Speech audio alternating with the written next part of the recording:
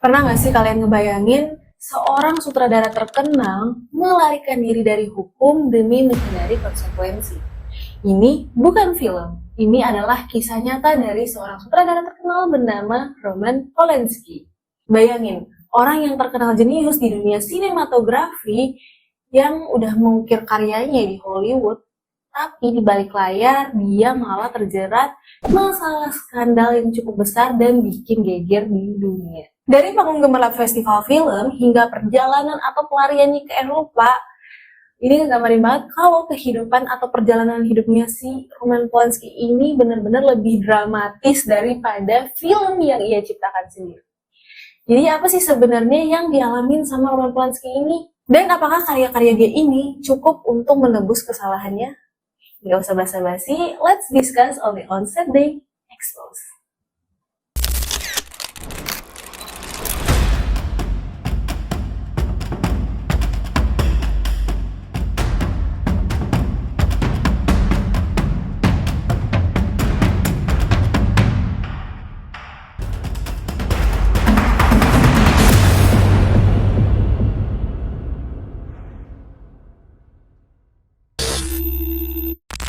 Jadi sebelumnya kita kan udah pernah bahas nih kasusnya P. Diddy ya. Kalau kalian nih yang belum nonton, boleh nonton dulu video kita sebelumnya yang ngebahas atau mengupas tuntas kasusnya P. Diddy. Di situ kan kita ngebahas kalau industri musik Hollywood tuh ternyata ya lumayan agak mengerikan ya, karena ternyata di balik itu banyak kasus-kasus tentang seksual yang kita selama ini nggak pernah tahu. Dan ternyata nggak cuma di industri musik aja, di Hollywood pun juga pernah terjadi kasus serupa, tapi ya nggak sedetail itu sih, maksudnya nggak sekompleks itu gitu. Tapi emang ada kasus yang mirip-mirip kayak gini terjadi di Hollywood atau industri perfilman. Ini adalah kasusnya sutradara terkenal bernama Roman Polanski yang berwarga negara Prancis. Jadi pada tahun 1977, Roman Polanski ini ditangkap di Los Angeles dan didakwa atas tuduhan pelanggaran terhadap seorang gadis di bawah umur yang masih berusia 13 tahun, yaitu Samantha Jane Gailey. Jadi si Polanski ini diduga telah melakukan atau melanggar hukum dengan anak yang masih berusia di bawah umur, yaitu Samantha. Jadi katanya si Polanski ini melakukan pembunuhan, kemudian dia juga melakukan penyimpangan dan penggunaan narkotika. Jadi dia juga melakukan tindakan-tindakan yang kita anggap senonoh atau cabul sama anak yang masih berusia di bawah umur. Gila, ternyata seorang sutradara yang selama ini mungkin banyak orang yang tahu kalau dia udah banyak mengukir karya di industri perfilman ya di Hollywood, tapi ternyata di balik layar dia terjerat dalam kasus skandal yang korbannya masih anak-anak berusia 13 tahun. Mind blowing banget sih. Jadi menurut kesaksian Samantha atau yang sekarang dikenal dengan Samantha Gaymer, si Polanski ini meminta izin ke ibunya Samantha buat melakukan pemotretan kepada Samantha. Jadi Samantha ini diajak buat jadi model fotografinya dia buat Vogue Prancis, yang mana waktu itu si Polanski ini ditunjuk buat jadi fotografer untuk pemotretan gitu. Jadi dia minta izin nih sama mamanya Samantha buat motoin anaknya gitu. Terus ibunya Samantha ya mengizinkan dong buat Samantha dijadiin model pemotretan Vogue Prancis. Nah kebetulan waktu itu pemotretannya di kediaman atau di rumah salah satu aktor bernama Jack Nicholson di daerah Mulholland, Los Angeles. Nah selama pemotretan ini Samantha bilang kalau sebenarnya dari awal pemotretan dia tuh udah ngerasa nggak nyaman banget gitu. Karena waktu sesi pemotretan pertama dia itu disuruh topless atau nggak pakai baju, dan dia ngerasa nggak nyaman. Terus dia mikir ya udah nanti sesi kedua dia nggak mau lanjut foto lagi gitu. Tapi entah kenapa ya dia tetap melanjutin pemotretannya sama si Polanski ini. Ternyata perasaan dia selama pemotretan itu tuh emang beneran valid. Nah, ketika kejadian itu dilakukan, pada saat itu yang punya rumah si aktris terkenal itu, Nicholson, kebetulan dia lagi di luar. Dia lagi mengikuti perjalanan ski di Colorado. Nah, kebetulan pacarnya Nicholson ini, Anjelica Huston, yang ada di sana tuh juga lagi pergi. Tapi pas dia pulang ke rumah, itu udah ada Polanski dan Samantha yang lagi melakukan pemotretan. Nah, awalnya tuh dia nggak ada curiga sama sekali, tapi lama-lama dia ngerasa ada yang aneh dan janggal gitu selama pemotretan berlangsung.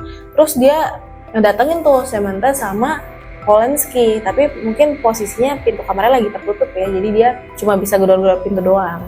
Nah, dari dalam Samantha ini nyautin, dia bilang kami lagi foto, lagi melakukan pemotretan sambil minum champagne. Terus di dalam sebuah wawancara di tahun 2003, Samantha ini juga ngejelasin kalau selama pemotretan itu berlangsung dia tuh ngerasa gak nyaman banget. Semakin lama waktu berjalan, dia tuh makin ngerasa kayaknya ada yang salah deh. Pokoknya dia ngerasa gak nyaman banget, ingin cepet-cepet selesai. Tapi dia sendiri pun juga nggak bisa melakukan perlawanan gitu loh. Dia juga kayak takut sama si Polanski ini, takut kalau dia misalkan ngelawan bakal terjadi sesuatu sama dia. Jadi ya udah, akhirnya dia ngelakuin apapun yang disuruh. Jadi dia ngelakuin apa aja yang disuruh sama si Polanski ini. Salah satunya dia disuruh foto sambil berbaring. Terus dia juga disuruh bergaya topless gitu-gitu ya. Pokoknya dari situ dia firasatnya udah gak enak banget, dia juga udah gak nyaman banget, tapi dia sendiri juga gak bisa berbuat apa-apa nih, karena dia juga takut sama Polanski. Terus dia mikirnya juga kayaknya, bentar lagi juga balik kok, bentar lagi juga pulang. Tapi kenyataannya gak begitu ya. Selama pemotretan terjadi, malah kejadian-kejadian yang sangat amat traumatis dan tidak diinginkan justru terjadi. Gue gak mungkin bahas juga apa yang terjadi. Kalau kalian penasaran, kalian bisa cek sendiri kasusnya. Nah, tapi Polanski ini juga punya pendapat sendiri. Katanya dia itu sebenarnya nggak ada ngebius Samantha, nggak ada. Dia ngelakuin itu nggak dengan cara memaksa. Justru sebenarnya Samantha juga kayaknya malah seneng juga, menikmati juga gitu.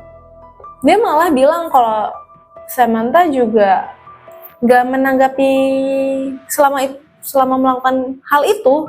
Samantha juga gak ada perlawanan dan gak menanggapi hal tersebut dengan atau secara negatif gitu. Dia kelihatannya fine-fine aja, dia kelihatan menikmati juga gitu. Sementara Samantha-nya sendiri ngerasa kalau dia bener-bener jadi korban assault. Dan ini tuh parah banget, yang bukan cuma sekedar assault aja gitu. Tapi gue juga gak berani sebutin di sini, makanya gue bilang kalau misalnya kalian penasaran, kalian bisa cek sendiri. Nah, terus masuk ke kronologi pelariannya si Polanski nih. Jadi pengadilan tuh udah memerintahkan si Polanski untuk menjalani evaluasi psikiatris selama 90 hari. Tapi dia diizinkan untuk menyelesaikan proyek film yang dia buat di Eropa. Saat di Eropa, si Polanski ini terlihat di Oktoberfest tahun 1977. Terus dia diminta kembali ke California untuk menjalani evaluasi yang dimulai pada tanggal 19 Desember 1973. Nah, kemudian dia disuruh kembali nih ke California untuk ngejalanin evaluasi psikiatris tadi yang dimulai pada tanggal 19 Desember tahun 1977. Terus setelah 42 hari dia melakukan evaluasi psikiatris tadi, akhirnya dia dibebasin. Nah, pengacaranya ini berharap supaya si Polanski ini mendapatkan masa percobaan saat sidang berikutnya. Karena rekomendasi dari petugas percobaan, psikiater, dan korban. Nah, terus Polanski ini akhirnya kehilangan pekerjaannya sebagai seorang sutradara film Hurricane pada tanggal 20 Januari 1978. Hakim Lawrence Rittenband mengindikasi bahwa Polanski ini mungkin akan dipenjara dan dideportasi. Nah, dalam film dokumenter yang berjudul Wanted and Desired tahun 2008 nih, film dokumenter yang kayak ngebahas tentang Roman Polanski ini. Di situ dikatakan bahwa David Wells, seorang jaksa ini, dia nunjukin foto-foto Polanski yang lagi tengah berpesta lah, lagi seneng-seneng di Munich bersama gadis-gadis muda ke hakim yang bernama Lawrence Rittenband. Jadi si David Wells ini, seorang jaksa tadi itu, dia nunjukin nih foto-fotonya Polanski di Munich. Dia lagi seneng-seneng, lagi berpesta sama gadis-gadis muda di sekelilingnya, padahal dia lagi di tengah-tengah kasus. Makanya ini jadi kayak ngeliatin kalau si Polanski ini benar-benar angkuh banget gitu loh. Dia udah bikin kasus pelanggaran di mana dia udah ngelecehin anak di bawah umur, terus dia sekarang masih bisa-bisanya seneng-seneng berpesta sama gadis-gadis muda juga. Nah, akhirnya Hakim Rittenband ini juga lihat dan dia menilai sendiri kalau si Polanski ini bener-bener bakalan ngerugiin banget sih. Makanya akhirnya si Polanski ini juga tahu dia bakalan dapat ancaman hukuman penjara yang ngelebihin dari perkiraan dia. Makanya di sini Polanski berusaha untuk melarikan diri dari Amerika Serikat ke Inggris. Terus pada tanggal 30 Januari 1978, Hakim Rittenband menyatakan bahwa laporan psikiatri Polanski ini gak akurat sama sekali. Jadi kalau kalian ingat tadi di awal, dia harus melakukan evaluasi psikiatri itu, hasilnya udah keluar nih pada tanggal 30 Januari 1978. Dan di situ hasilnya nunjukin kalau si hasil psikiatrinya si Polanski ini tuh gak akurat, bersifat dangkal dan tidak mencakup diskusi atas tuduhannya Polanski ini. Nah, di situ akhirnya Hakim Rittenband menolak rekomendasi untuk melakukan masa percobaan tanpa penahanan tambahan. Jadi, kalau kalian tahu si pengacaranya Polanski ini, dia kan sempat ngajuin masa percobaannya buat Polanski.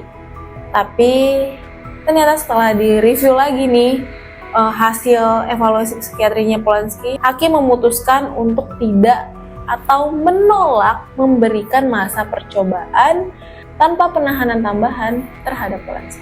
Polanski kemudian melarikan diri dari Inggris ke Prancis pada tanggal 1 Februari 1978 untuk menghindari ekstradisi Amerika Serikat ke Inggris. Jadi ya sebagaimana kita tahu ya, setiap negara kan punya perjanjian ekstradisi dengan negara lain. Jadi Amerika Serikat ini punya perjanjian ekstradisi sama Inggris. Jadi dia bisa minta Inggris untuk menangkap Polanski. Tapi ternyata setelah Polanski ini balik ke kampung halamannya di Prancis, ternyata Prancis ini punya punya semacam regulasi aturan kalau warga negaranya nggak bisa diekstradisi. Jadi dia menolak melakukan ekstradisi Polanski ke Amerika Serikat. Nah, jadi ya gimana si Polanski ini nggak bisa ditangkap dan dikembalikan ke Amerika. Nah, si Polanski ini juga udah ngejual rumahnya yang di Inggris. Jadi dia di Inggris itu dia punya rumah. Makanya untuk menghindari ekstradisi ini, dia pulanglah ke Prancis dan menjual rumahnya di Inggris. Kemudian dia menghindari kunjungan atau pergi-pergian ke negara lain yang ibaratnya bisa mengekstradisi dia ke Amerika. Jadi dia sangat menghindari yang namanya kayak pergi-pergian ke luar negeri atau kunjungan kemana, misalnya kayak ke negara-negara lain. Dia takut kalau dia masuk ke negara lain di mana negara tersebut punya perjanjian ekstradisi juga sama Amerika, dia ditangkap dan dikembalikan lagi ke Amerika. Jadi dia menghindari itu. Terus pada tahun 1979 nih, dia itu juga ada wawancara.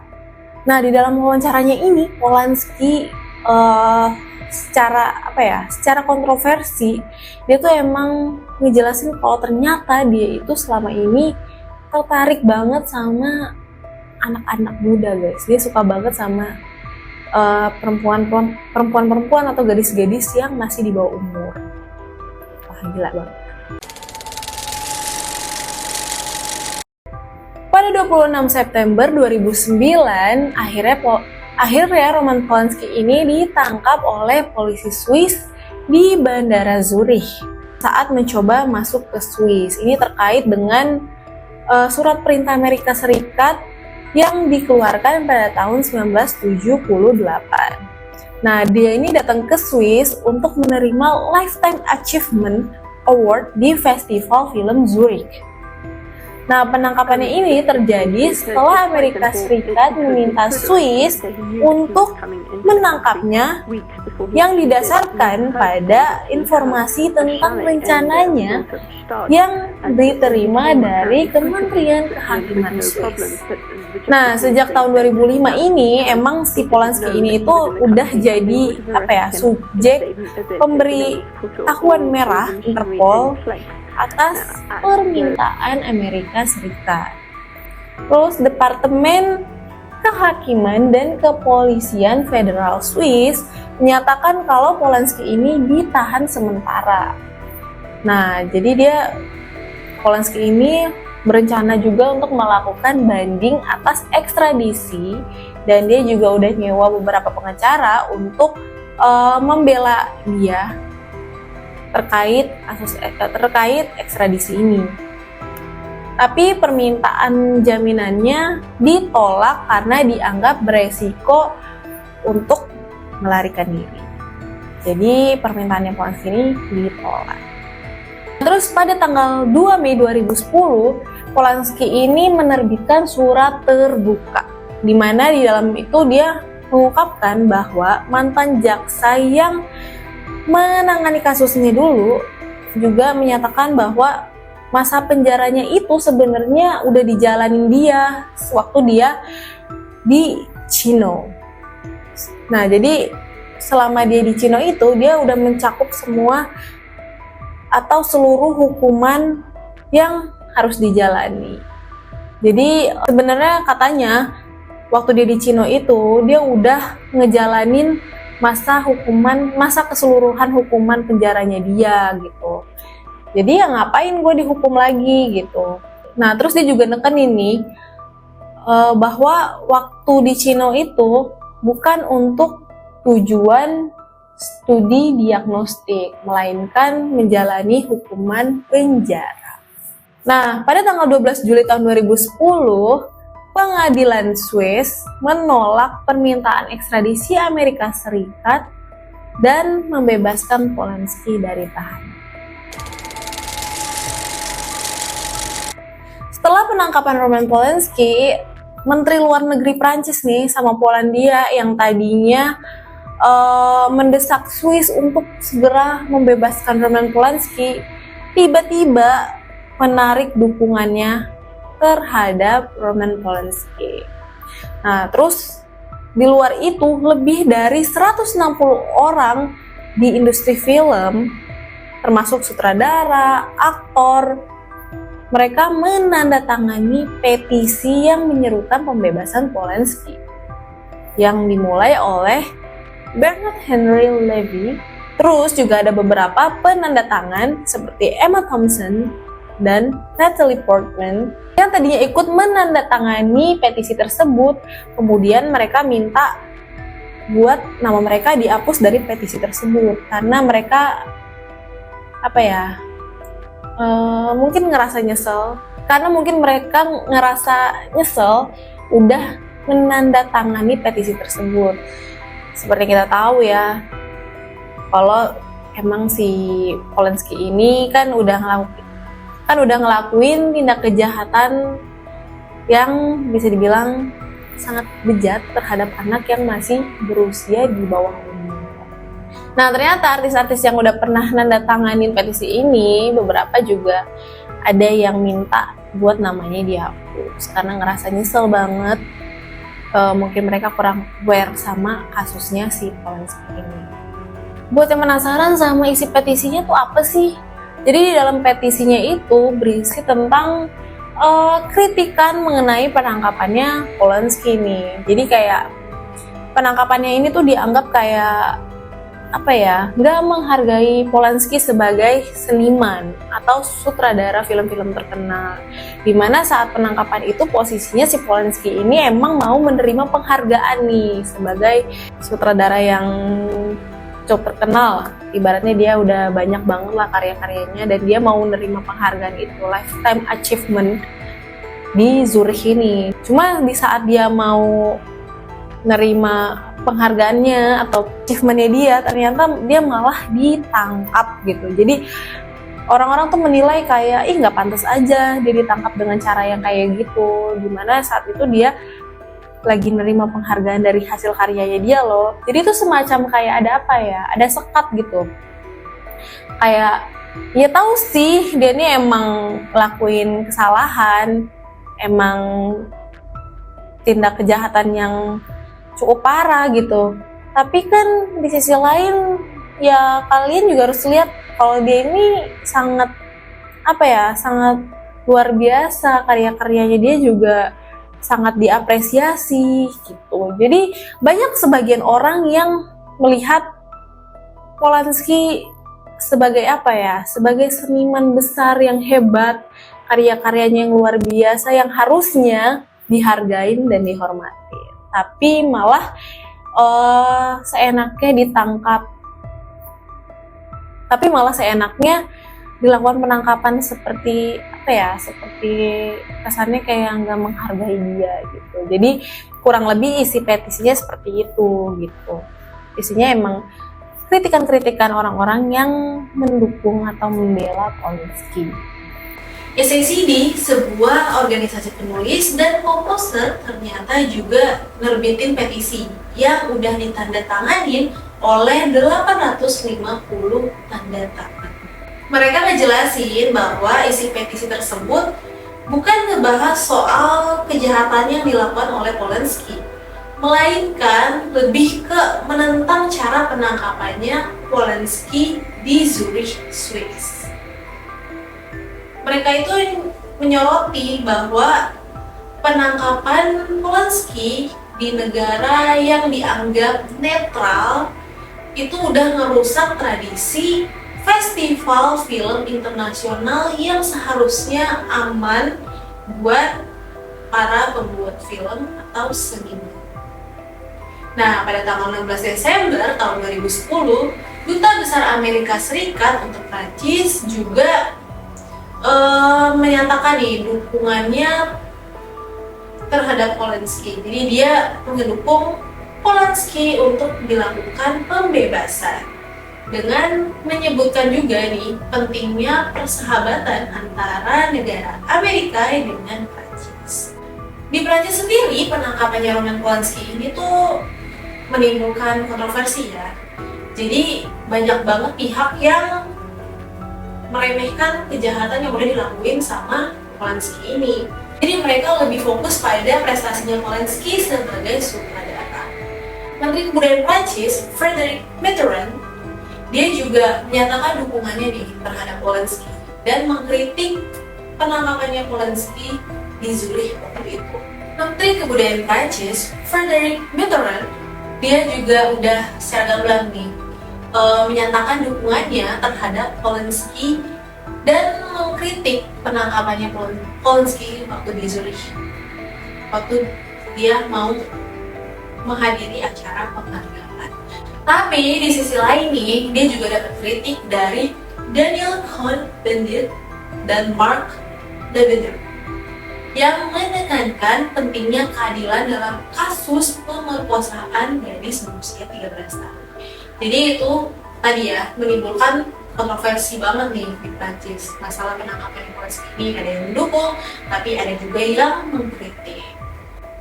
Nah, CD ini juga menyelenggarakan sebuah petisi juga nih yang sifatnya untuk mendukung Polanski, di mana dia mengklaim bahwa festival film itu seharusnya aman banget buat para pembuat film atau sutradara. Terus juga beberapa selebriti, terutama dari Prancis, menyatakan dukungan mereka juga nih kepada Polanski. Tapi ya nggak semua tokoh ini memihak ke Polanski.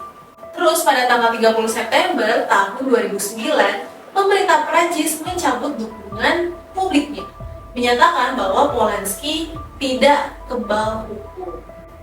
Terus juga ada data yang menunjukkan bahwa 65% sampai 75% warga Prancis ini juga ingin melihat si Polanski diekstradisi ke Amerika Serikat.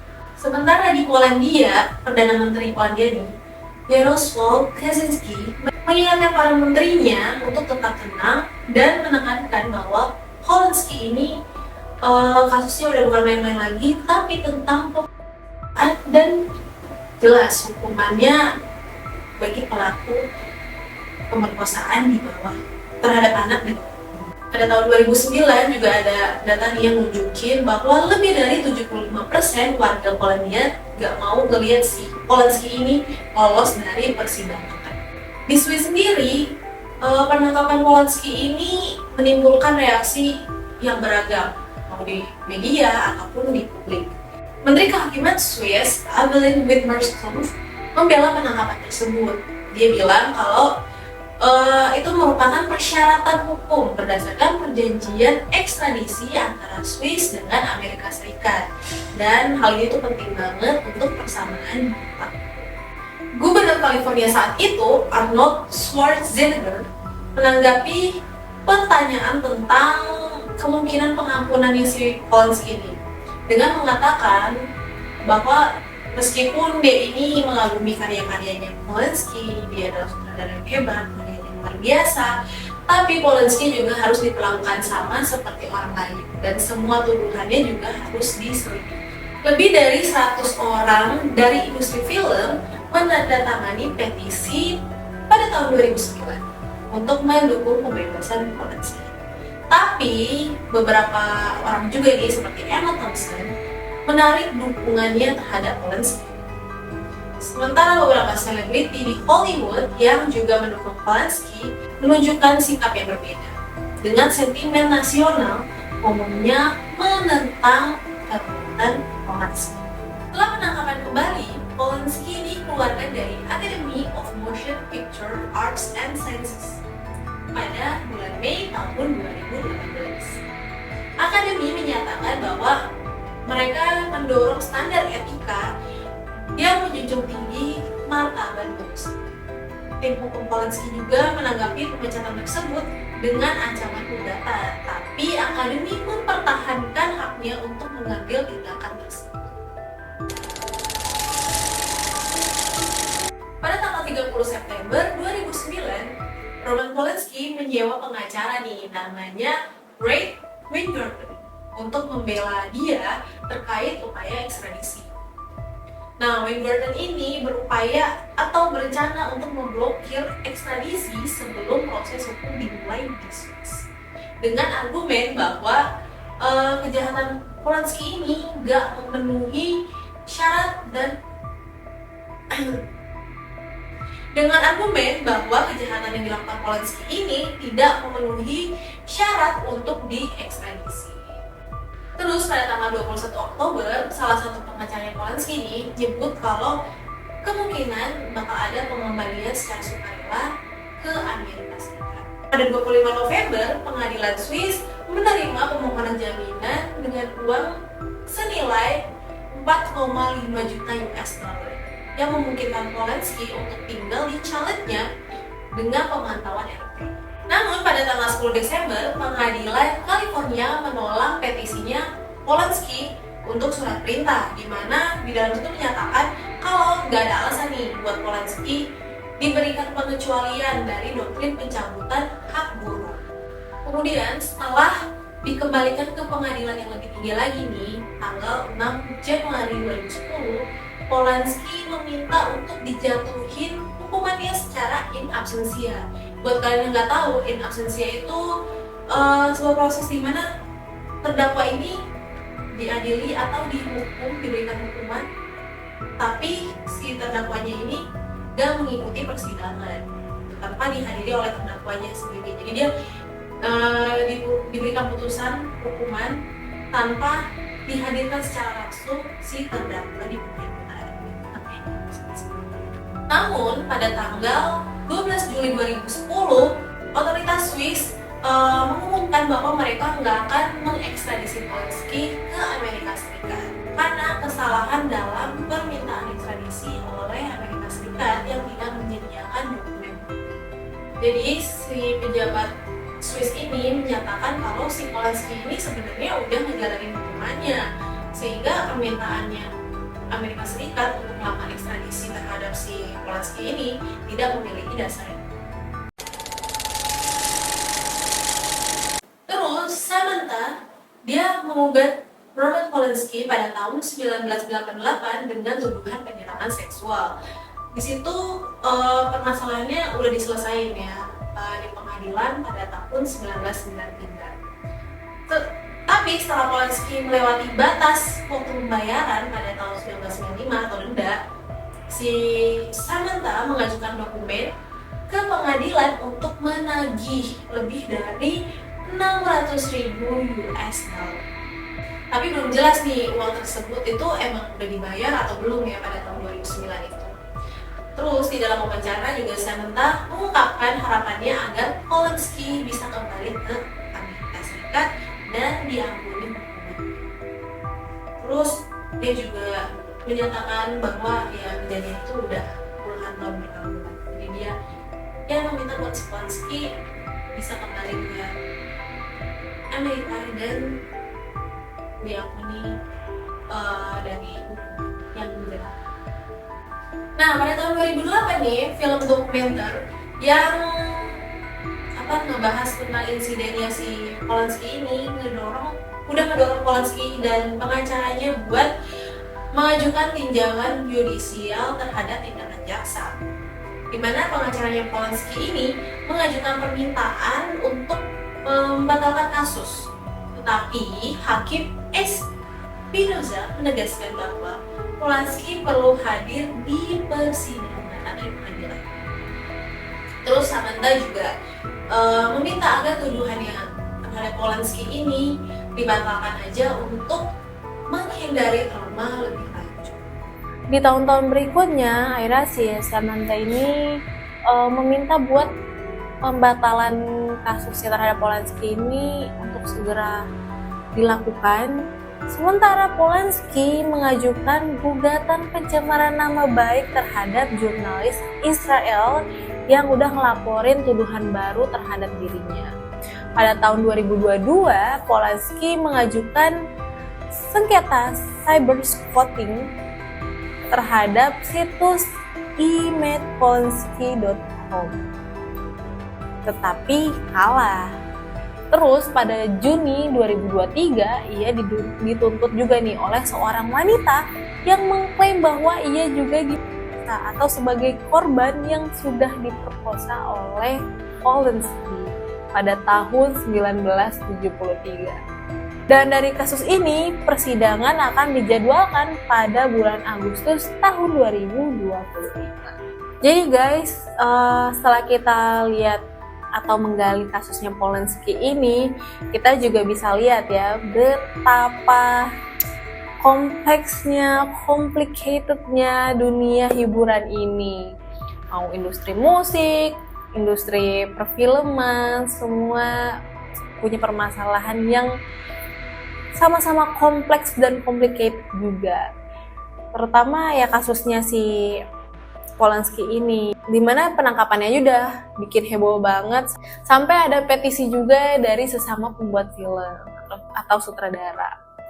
Jadi jelas ya bahwa keadilan dan prestasi itu seringkali berada di jalur yang berbeda.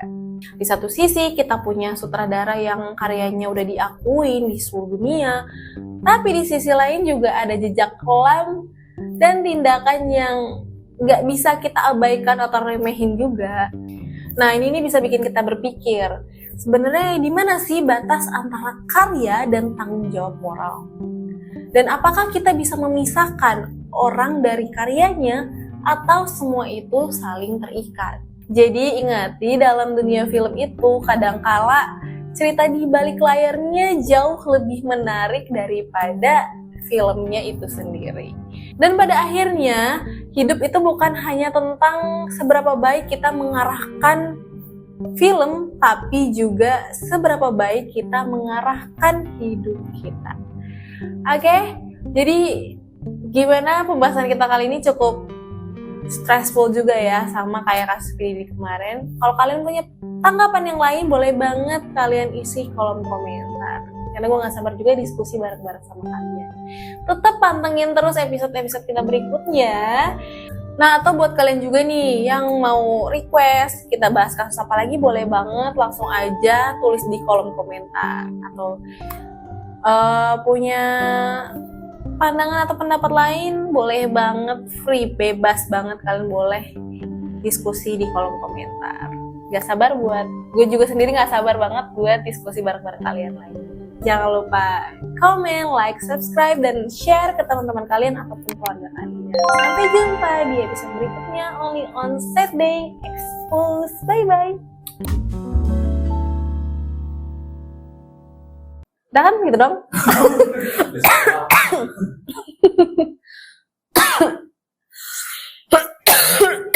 Nah, ngebat. Dibatuk baik sih.